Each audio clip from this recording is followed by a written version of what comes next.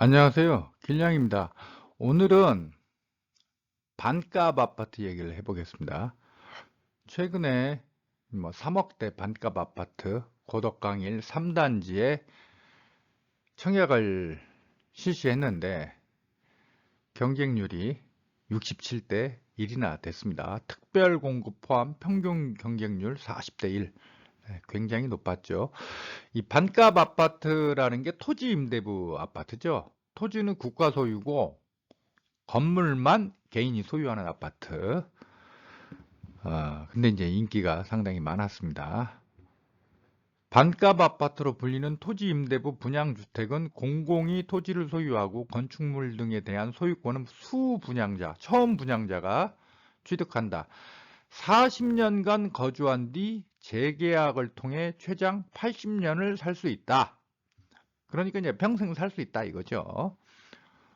5월 착공에 2026년 8월 본청약, 2027년 3월 입주를 목표로 사업을 추진한다. 이런 내용입니다.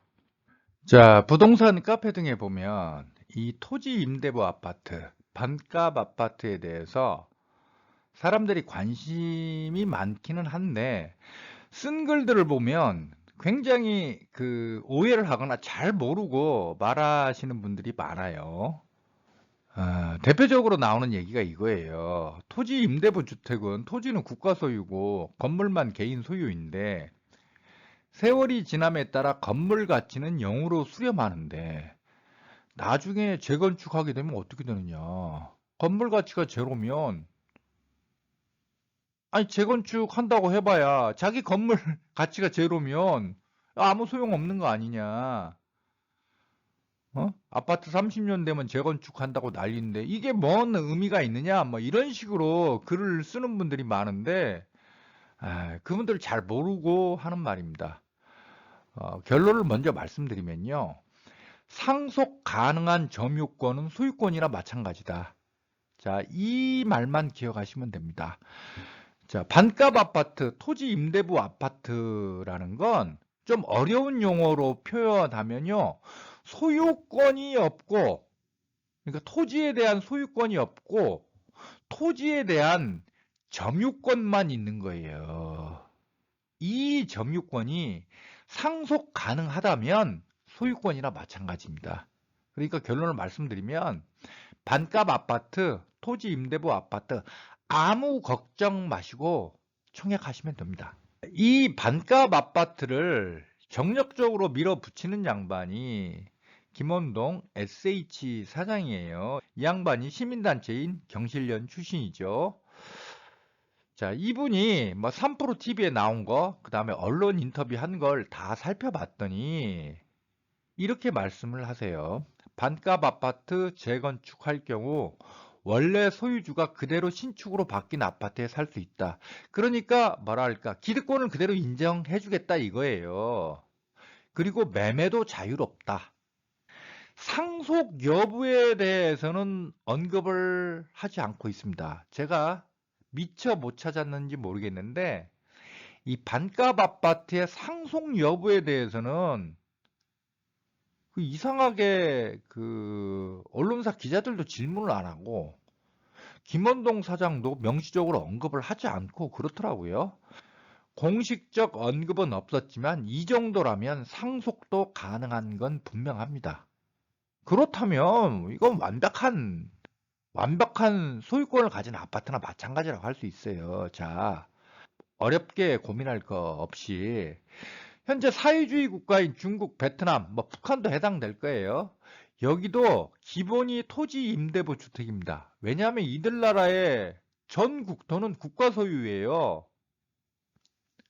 따라서 중국이나 베트남 등에서는 개인이나 법인은 국가로부터 토지 사용 권한, 점유권이죠. 요것만 획득해서 건물과 주택을 짓습니다.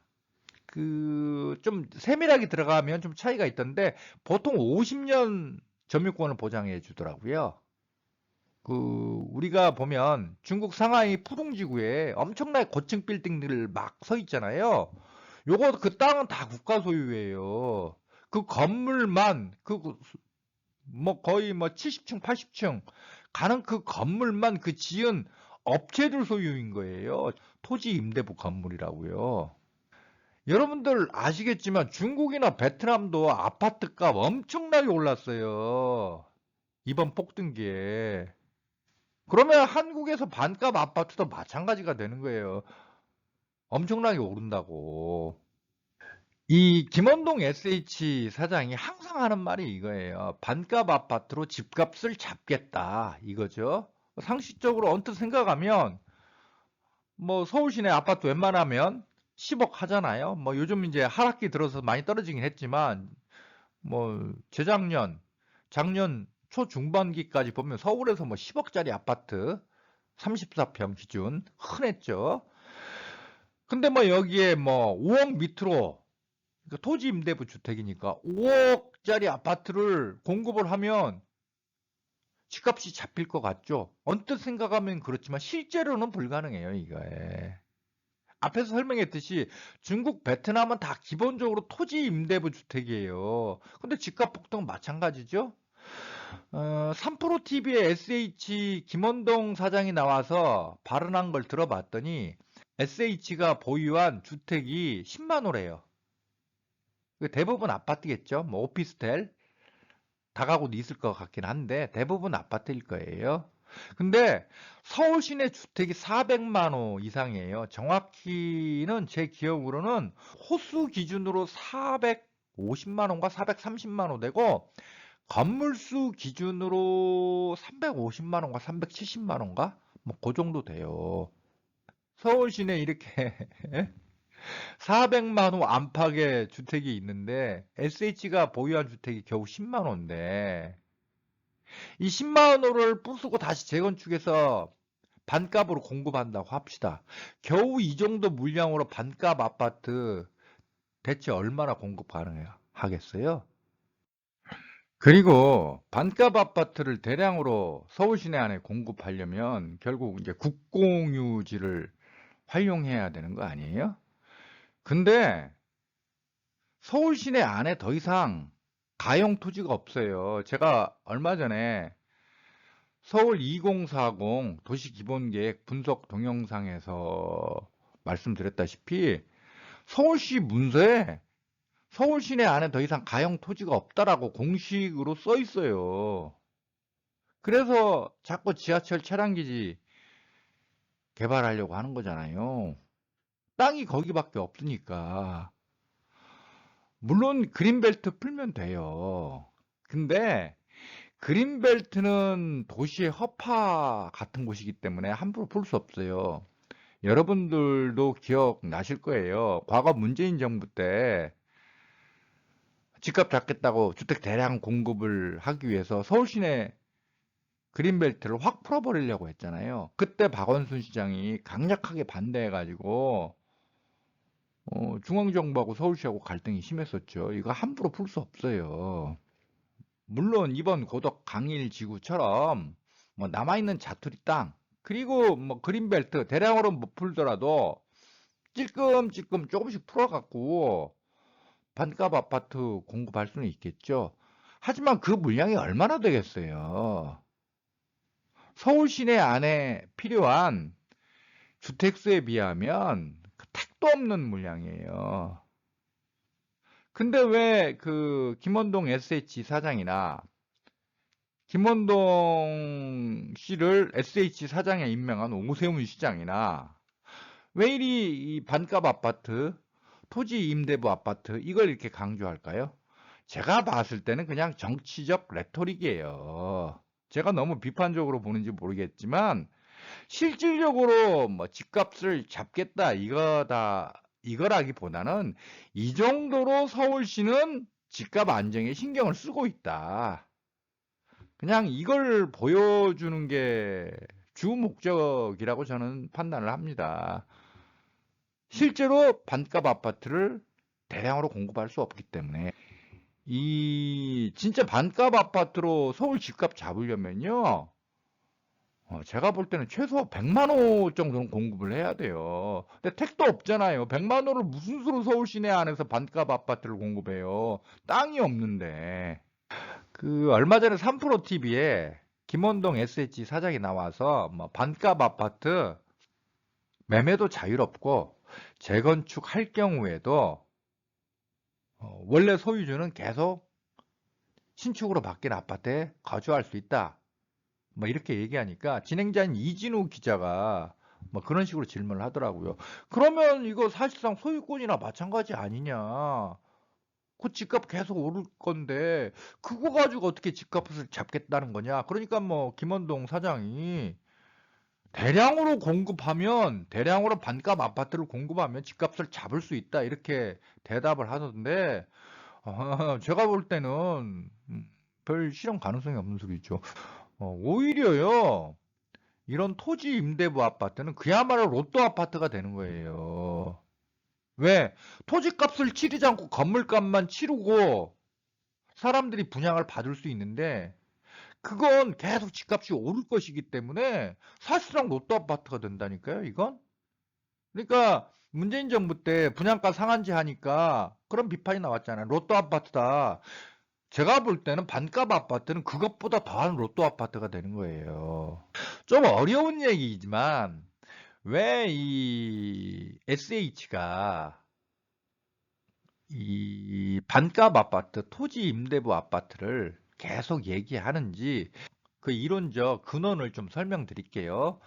그러니까 이건 뭐 김원동 사장은 오세훈 시장이 임명한 거잖아요.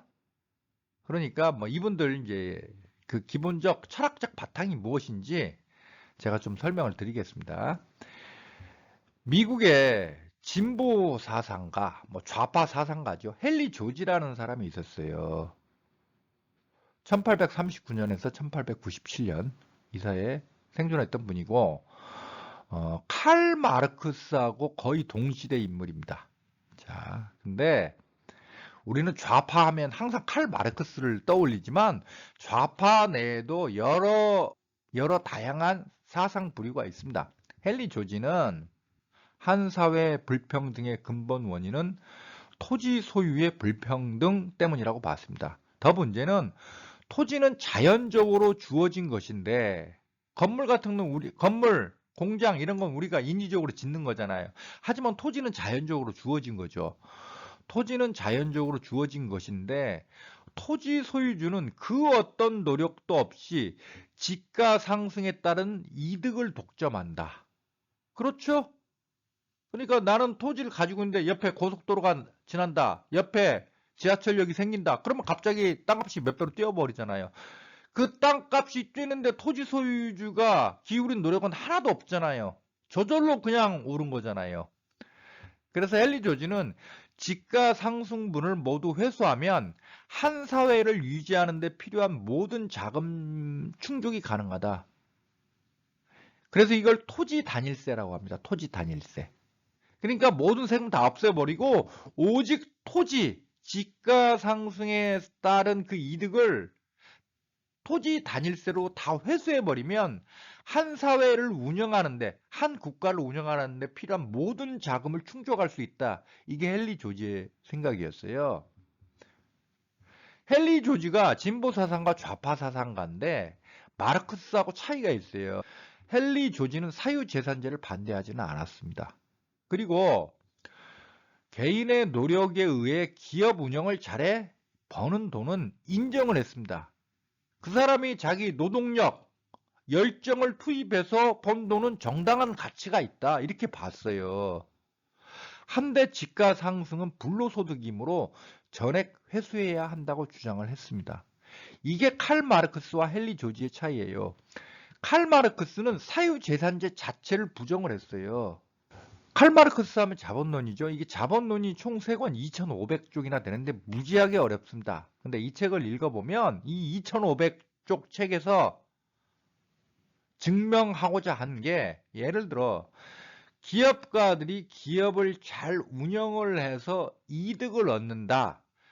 우리는 보통 그 기업가가 노력하고 머리가 좋아서 창의력이 있어서 그래서 돈을 벌었다라고 생각을 하잖아요. 근데 칼 마르크스는 그게 아니라 노동자들의 잉여 가치를 수탈해서 돈을 번 거다.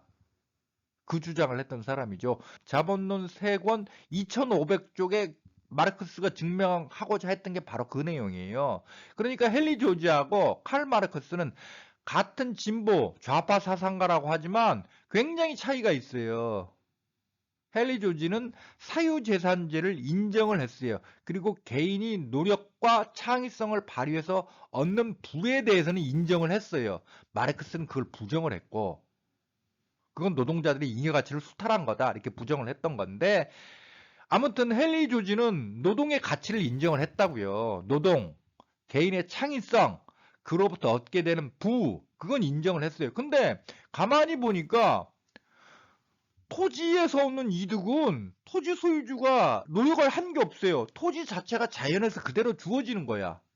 그리고 토지 가격이 상승하는 건 토지 소유주가 그 토지를 뭐 잘 개량하거나 그래서 그런 게 아니라 옆에 철도 지나고 옆에 고속도로 지나고 지하철역 생기고 뭐 옆에 예를 들어서 뭐 관공서 거대한 관공사가 들어오거나 거대한 기업들이 들어오거나 그러면 저절로 토지 가격이 상승해. 그로부터 막대한 이득을 얻어요. 이건 완전히 하나의 노력도 기울이지 않고 저절로 얻게 되는 불로소득이잖아요. 그건 다 회수해야 된다. 이게 헨리 조지의 생각이에요. 1989년에 서경석 목사가 경실련이라는 시민단체를 설립을 합니다. 이게 우리나라 시민단체의 진짜 원조격인 단체죠. 근데 서경석 목사가 헨리 조지 사상에 강한 영향을 받았어요. 김원동 SH 사장이 경실련 출신이죠. 그러니까 제가 볼 때는 김원동 사장 그리고 그 김원동 사장을 SH 사장으로 임명한 오세훈 시장 이 양반들은 이 헨리 조지 스트라니까 헨리 조지 주의자라니까 그 이념적 성향 그걸 가지고 계속 반값 아파트 토지 임대부 아파트 이걸 주장하시는 거예요. 그리고 사실 토지 임대부 아파트 주장은 그 노무현 정부 때 그러니까 2005년 무렵 버블 세븐 시기 그때 그 지금 국힘당 당 이름이 뭐야 한나라당이냐 뭐냐 신한국당이냐 그때도 일부 사람들이 주장했어요. 제 기억으로는 지금은 홍준표 경남도지사 있죠. 그 양반도 그때 2005년 무렵에 토지 임대부 그러니까 싱가포르식 토지 임대부 주택을 주장한 적이 있어요. 이게 요 토지 임대부 주택 이게 뜬금없이 튀어나온 게 아니에요. 이게 한국에서도 나름대로 굉장히 오랜 역사가 있어요. 얘기 나온 김에 좀 이해를 돕기 위해서 역사 얘기를 좀 해보겠습니다. 이 얘기를 들으시면 반값 아파트, 토지 임대부 아파트가 어떤 의미를 갖는지 좀 더 잘 이해하실 수 있을 겁니다. 서유럽 중세 봉건제 사회에서 어떻게 자본주의가 탄생하게 됐나? 이거 뭐 수백 권 아니 수천 권의 책이 나왔고 수만 권의 논문이 나온 얘기입니다. 아주 갑론을박이 많은데 보통 이제 어떻게들 이해하고 있냐면 서유럽이 봉건제 사회였죠. 그러니까 기사들이 토지를 다 소유했어요. 그리고 농노라고 불린 농민들에게 땅을 나눠줘서 경작하게 했어요. 그래서 그 경작물을 받아서 이제 기사들이 병력도 유지하고 생활을 했던 거죠. 그 농민들에게 나눠준 땅은 농민들에게 소유권을 준 게 아니라 농사 지을 수 있는 권리만 줬어요. 경작권, 다른 말로 하면 점유권만 준 겁니다. 당연히 토지는 기사들의 소유고 예를 들어서 헤롤드라는 백작이 있다고 합시다. 헤롤드 백작이 로버트라고 하는 농민에게 땅을 경작하게 해줬어요.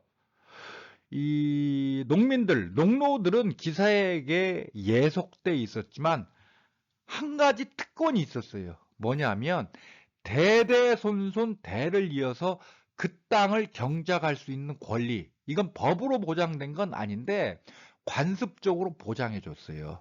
그러니까 그 농민이 반란을 꾀한다거나 대낮부터 맨날 술만 마시고 깽판을 부린다거나 도덕적으로 문제가 있다거나 그런 게 아니라면 관습적으로 로버트 1세가 죽고 로버트 2세가 태어나면 로버트 2세한테 그 경작권을 주는 거예요. 또 로버트 3세, 로버트 4세 계속 경작권을 줬어요. 점유권을 상속 가능하게 인정을 해줬다고요. 근데 이렇게 한 2, 300년 지나다 보니까 어떤 현상이 벌어지냐면 농민들이 그 땅을 자기 땅이라고 인식하게 되는 거예요. 분명히 법적으로는 해롤드 백작 가문의 땅인데 자기가 대대손손 이어서 농사를 짓다 보니까 그 땅을 자기 땅이라고 인식을 하게 되는 거예요. 그리고 한 2, 300년은 지나다 보니까 원래 기사들은 시골에 살았잖아요. 장원에 살았잖아요. 근데 한 2, 300년 지나다 보니까 해롤드 한 10세쯤 가다 보니까 그 도시로 가가지고 관료가 됐어요. 그러니까 부재지주가 된 거지, 부재지주. 한 해롤드 10세쯤 가다 보니까 이제 도시에서 관료로 생활하고 있고 자기 땅은 저 시골 멀리 떨어져 있고 가서 관리하기도 힘들고 도시에서 생활하다 보니까 뭐 귀족으로서 품위를 유지하기 위해서 돈도 많이 들어가고 한 1400년대, 1500년대쯤 되면 이제 서유럽에서 상품 경제가 발생하면서 뭐 아시아에 막 사치품들도 들어오고 그러니까 돈 들어갈 때가 많거든. 자기 땅 시골에 있고 관리하기도 힘들고 돈 들어갈 때는 많고 그러니까 그 시골에 있던 로버트에게 부쳐 먹이던 그 땅을 팔았어요. 그 땅을 팔아버렸어요. 당연히 땅을 팔게 되면 그 땅에 원래 농사 짓고 있던 농민들, 농노의 후손들이지. 그 사람들에게 파는 게 당연하잖아요. 그러면서 서유럽에서 자영농이 탄생하게 됩니다. 자영농. 자기 토지를 소유하게 된 농민들이 탄생하는 거예요. 여기서부터 자본주의 탄생의 시초가 시작된 걸로 많은 학자들이 인정을 하고 있습니다. 그러니까 여기서 뭐 자본주의가 어떻게 탄생하게 됐나 이게 중요한 게 아니고 뭐다? 대대손손 상속 가능한 점유권은 소유권이나 마찬가지다. 바로 그 현상. 이게 서유럽 역사에서 보이는 거예요. 오늘 동영상의 결론을 말씀드리겠습니다. 상속 가능한 점유권은 소유권이나 마찬가지. 아니, 상속 가능한 점유권은 곧 소유권이에요. 걱정할 필요가 없습니다. 그러니까 반값 아파트, 토지 임대부 아파트 아무 걱정하지 말고 청약하세요. 이거야말로 진짜 로또 아파트다. 이게 오늘 동영상의 결론이 되겠습니다.